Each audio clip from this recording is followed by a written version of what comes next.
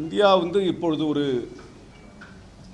ஒரு இன்ஃப்ளெக்ஷன் பாயிண்டில் இந்தியா இருக்குன்னு நான் நினைக்கிறேன். இந்திய அரசியல் பாஜகவுடைய பாராளுமன்ற உறுப்பினர் கர்நாடகாவிலிருந்து அனந்த் ஹெக்டே நேற்று ஒரு அறிக்கையை விட்டிருக்கிறார். 2/3 மெஜாரிட்டி 3/2 பங்கு பாஜக வென்றால் இந்தியாவுடைய அரசியல் சாசனத்தையே மாற்றி எழுதுவோம் என்று அவர் கூறியிருக்கிறார்.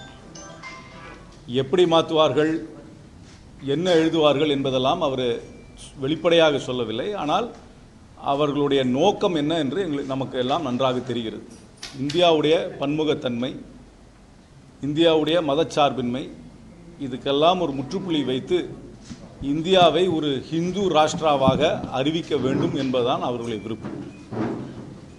அது மட்டுமல்லாமல் இப்பொழுது தேர்தலுக்கு 3 நாட்களுக்கு உள்ளே அறிவிக்கை வர வேண்டிய நேரத்திலே தேர்தல் ஆணையர் ஒருவர் ராஜினாமா செய்திருக்கிறார். இந்த தேர்தல் ஆணையர் 2022 தான் தன்னுடைய IAS செக்ரட்டரி பதவியை ராஜினாமா செய்து ஒரே நாளிலே அவரை தேர்தல் ஆணையராக நியமித்தார்கள். இந்த அருண் கோயல் திடீரென்று கல்கட்டாவில் ஒரு கூட்டத்தில் இருக்கும் பொழுது திடீரென்று டெல்லிக்கு வந்து அவருடைய ராஜினாமா கடிதத்தை ராஷ்டிரபதியிடம் கொடுத்து ராஜினாமா செய்து விட்டார். ஒரு மெச்சூர் டெமோக்ரஸியில் இந்த மாதிரி ஒரு சீனியர் கான்ஸ்டிடியூஷனல் ஃபங்க்ஷனரி ரிசைன் பண்ணுறாங்கன்னா எதற்காக ரிசைன் பண்ணுறாங்க?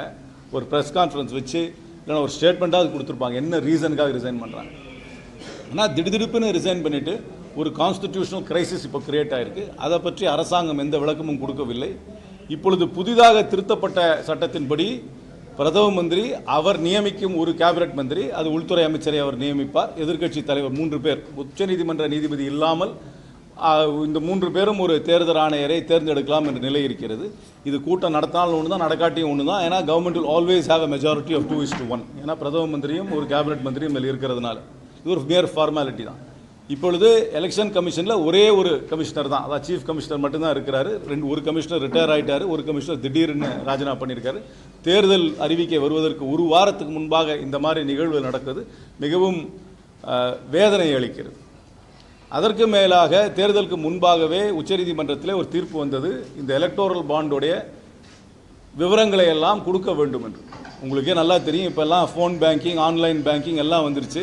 நீங்கள் எல்லாருமே அக்கௌண்ட் வச்சுருக்கிறீங்க. நீங்கள்லாம் ஒரு சின்ன பேங்க்கில் போனாக்கா எதுக்கு எடுத்தாலும் KYC பண்ணுறாங்க, எது வந்தால் டிஜிட்டலாக வாங்கிக்கிறேன்னு சொல்கிறாங்க, டிஜிட்டல் இந்தியான்னு சொல்கிறாங்க.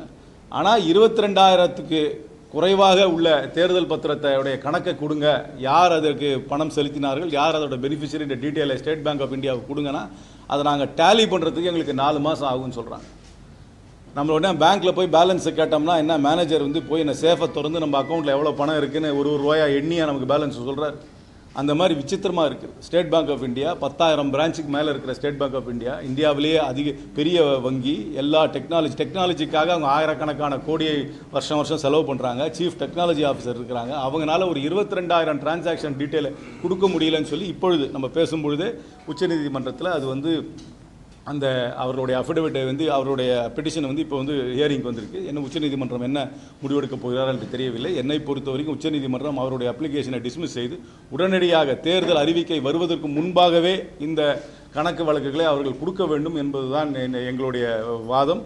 இதைத்தான் பல அதிகாரிகளும் சொல்லியிருக்கிறார். முன்னாள் தேர்தல் அதிகாரிகளெல்லாம் இதை தான் சொல்லியிருக்கிறார். அதனால் ஒரு டேஞ்சரஸான சிச்சுவேஷனில் இன்றைக்கு தேர்தல் நடக்கப் போகிறது. ஒரு ஃபுல் இன்ஃபர்மேஷனை கொடுக்காம அந்த தேர்தலை நடத்தக்கூடிய அமைப்பான எலெக்ஷன் கமிஷன் டீஸ்டபிளைஸ்டு பொசிஷனில் இருக்குது. இந்த டேட்டா வேறு வரலை. அப்புறம் நாங்கள் ஜெயிச்சா கான்ஸ்டிடியூஷனை மாற்ற போகிறோம் என்று சொன்ன ஒரு அபாயகரமான நிலையில் இருக்குது. அதற்கு மேலாக இந்த அரசாங்கம் ஒரு மாநிலங்களுடைய உரிமைகளை மதிக்காத அரசாங்கமாக இருக்கிறது.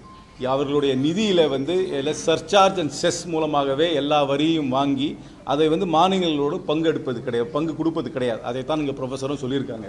செஸ் சர்சார்ஜ் மூலமாக நீங்கள் டேக்ஸ் போட்டிங்கனாக்கா அதை மாநிலங்களோடு பங்கிடுவது தேவையில்லை. நேரடி டேக்ஸ் போட்டால் தான் மாநிலங்கள் பங்கிட வேணும். ஆனால் அதிக அளவில் செஸ் சர்சார்ஜ் வாங்குவதால் மாநிலங்களோட உரிமைகளும் பறிக்கப்படுகிறது. இதையெல்லாம் மையமாக வைத்து தான் இந்த தேர்தல் நடக்கப் போகிறது. அதனால் இந்தியாவுக்கு ஜனநாயகத்தை காப்பாற்ற வேண்டும், இந்தியாவுடைய அரசியல் சாசனத்தை காப்பாற்ற வேண்டும், இந்தியாவுடைய பன்முகத்தன்மையை காப்பாற்ற வேண்டும், இந்தியாவுடைய மாநிலங்கள் உரிமைகளை காப்பாற்ற வேண்டும் என்றால் இந்த அரசாங்கத்திற்கு மாற்றாக ஒரு அரசாங்கம் வர வேண்டும் என்பதற்காக தான் இந்தியா கூட்டணி பாடுபட்டு கொண்டிருக்கிறது.